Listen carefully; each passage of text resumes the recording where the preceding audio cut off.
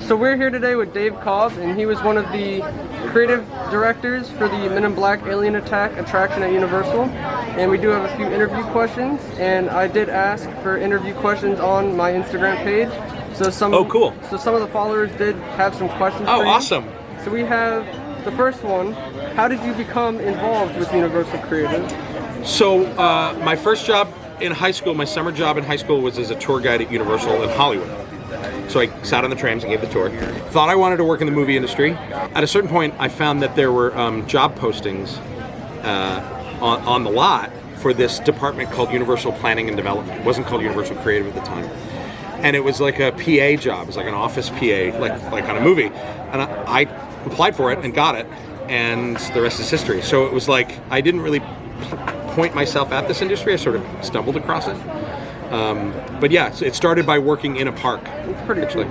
So then we have, was the ride originally designed to be impossible to max out on? Sort of, like this is 21 years ago, so my memory's a little hazy.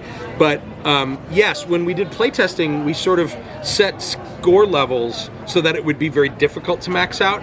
What I don't know is if they have changed those since I left. So it's quite possible that they've changed it to make it easier to get higher scores. Yeah. I know that part of the reason is also the two guns. Remember, it used to have two guns. You may not be old enough to remember that. There were two different gun types. The one that's in there now, we lovingly call the pickle, or Zed calls it Jumbo Judy in the pre-show. They have the little round, cricket, and then they have the little rickety ones. Yeah, the lights you're talking about on the sides. No, yeah, so the gun that has the lights on the sides is the only ones they use now. Yeah. The pickle or Jumbo Judy.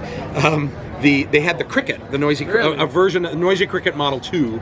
But the problem was, if you notice on the pickle, the panel on the back that shows you the red and green lights is like perpendicular to your view. Mm-hmm. So you keep it in your sight as you're firing. The cricket, it was angled, and it caused people to aim like that. And so everybody got lower scores with the cricket because it was harder to aim. Was the cricket a better gun? No, it was a worse gun because it was your aim was, the way you held it made you naturally aim wrong. But the gun itself, did it shoot the same? Yeah, it was exactly the same. They were exactly the same. It was just to create some visual difference in the ride, so it was always random which one you would get. But they got a lot of complaints about the cricket being inaccurate.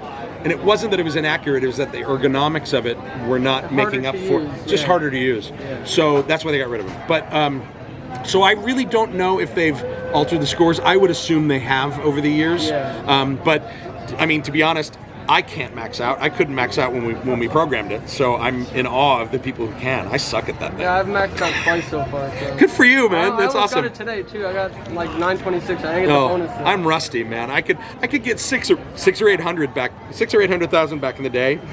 I can't crack 300 now. I suck. And then, so this is a question. Now this one says, if MIB were to be replaced, what would you like to see in its place? That's a good question. I don't know what I'd love to see in terms of IP, because that's an ever-shifting landscape, whatever is the cool movie at the time. Universal's got a lot of stuff to choose from, I would just want an evolution of a game-based attraction somehow, right? I would want something that is interactive in a new way, in a more modern way. Yeah. The shooting rides have really advanced. Like the other ones that are being built now are not the infrared targeting systems like what we have. I don't like those as much, to be honest. Like the new Spider-Man opening at DCA. Yeah, it's got the web slinging or whatever. The one, but for instance, I rode the Buzz Lightyear ride in Shanghai, and it's an evolution of that game system that is so good. Like, it's snappy. It's the reaction time is very, very fast. Really? The game is really good, and it's all because instead of using infrared, they're using camera tracking. Like, all the sets have cameras on them, and they're looking for your laser dot. So they're much faster. So I would love to see that, but also I think Mario Kart's a really good example of, it's got two game mechanics at the same time. Yeah. One is shooting, and with aiming with your head, shooting turtle shells. The other is the left and right. Everybody's got to time it to get the coins. That's really, really cool. That's it's adding a layer of gameplay that actually has some stakes, because not only do you have to get your own score, but the car together has to score and turn the right direction to get the extra coins. So I think I would love to see something like that has a lot more gamification, and we're dealing with an audience now that has been. I'm sort of the first video game audience, and I had an Atari in the '70s, right? But now you have video games are just embedded into culture, and you have people that are expecting that kind of control and agency. So I would want to see a ride that pays off on that idea. Yeah. And then during testing, what was the highest score you remember seeing?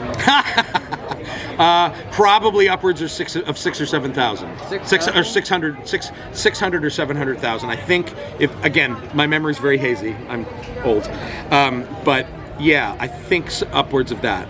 I think there were a couple of maintenance guys. I remember getting 800 and 900, and we thought, oh well, yeah, but they play it every day, But of course, we didn't account for season pass holders and Facebook clubs.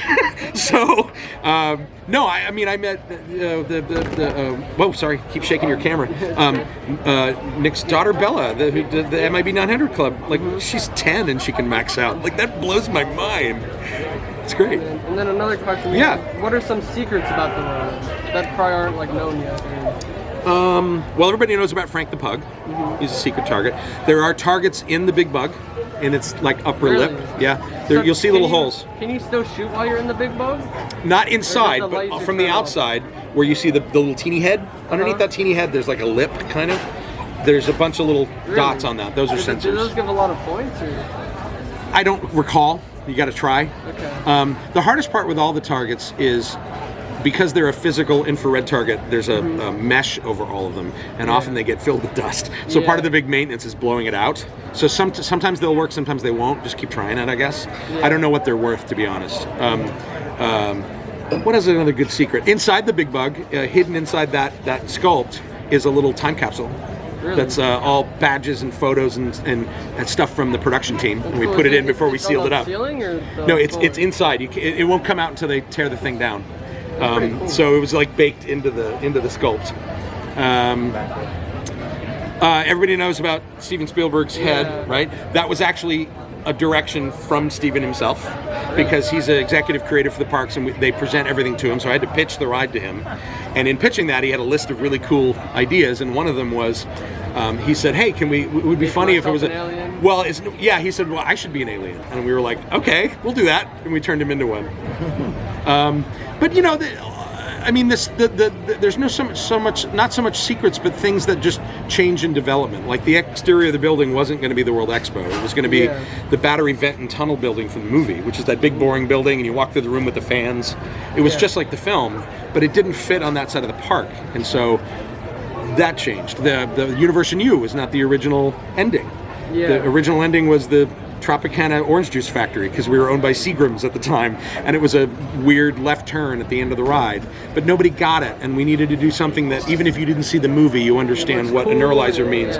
So we knew it needed to be a bookend. So it's not so much secrets as those are the kind of things that as you're developing, it changes over time.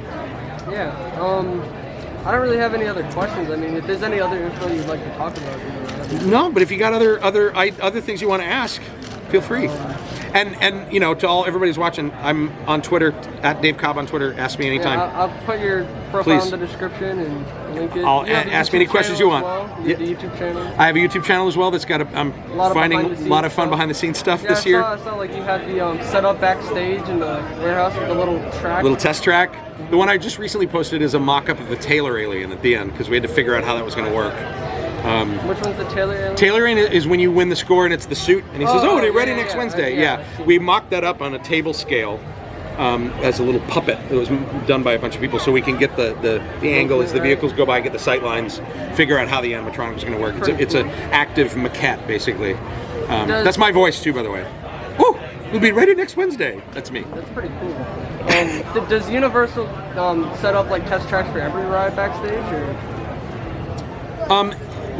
Yeah, it depends on the ride, but if it's a big piece of new engineering, yes, there's usually a mock-up. These projects have a lot of mock-ups.